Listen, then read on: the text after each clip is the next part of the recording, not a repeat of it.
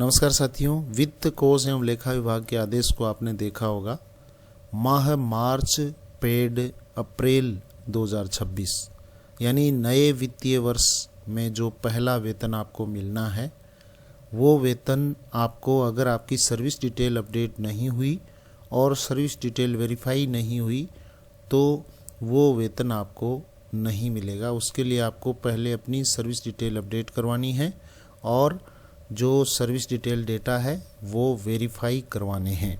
आज के इस वीडियो में हम जानेंगे ये डिटेल कहाँ से अपडेट होगी और किस तरह से वेरीफाई करनी है। तो यहाँ पे सबसे पहले हम डीडीओ का जो ये एसएसओ लॉगिन है उस पे हम जाएंगे और एक्सेस वर्क स्पेस पे क्लिक करेंगे।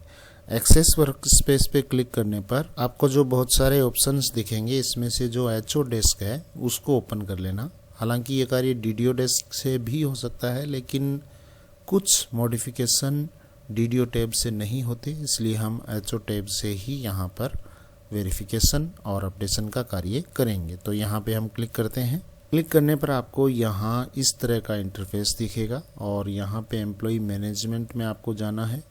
और एम्प्लॉय मैनेजमेंट में जब आप जाएंगे तो लेफ़्ट साइड में जो ऑप्शंस है उसमें आपको एम्प्लॉय मॉडिफिकेशन पे क्लिक करना है। मॉडिफिकेशन पर जब हम क्लिक करेंगे तो आपको यहाँ पे सर्विस डिटेल का ऑप्शन दिख रहा है, इस पे आप क्लिक करेंगे। इस पे क्लिक करने पर एम्प्लॉय लिस्ट यहाँ पे आप ऑल पे क्लिक कर देंगे तो सारी जो लिस्ट है वो ओपन हो जाएगी। यहाँ पे हमें एक एक एम्प्लॉय, प्रत्येक एम्प्लॉय की डिटेल को चेक कर लेना है कि वो अपडेट है या नहीं।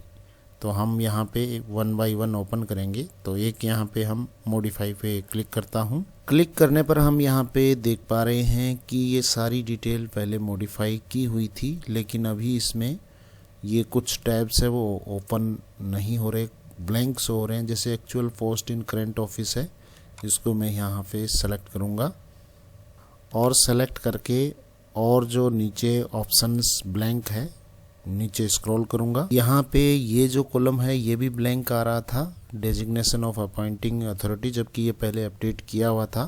तो सभी कर्मचारियों की डिटेल आपको एक एक करके चेक कर लेनी है और फिर उसके बाद में वेरिफिकेशन करना है।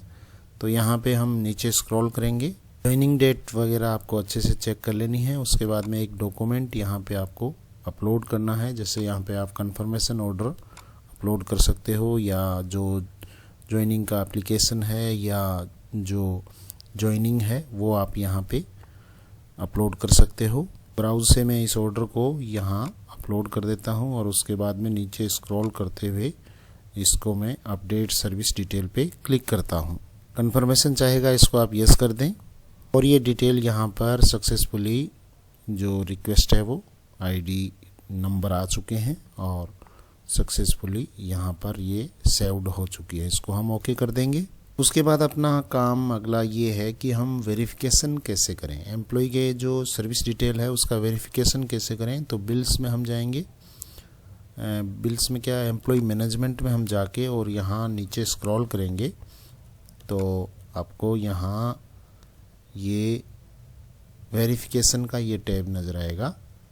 ये जो वेरिफिकेशन का टैब है इस पे आप जब क्लिक करेंगे फिर से एक नया टैब खुलेगा जिसमें एम्प्लॉय वेरिफिकेशन नाम है, तो इस पे हम क्लिक करेंगे।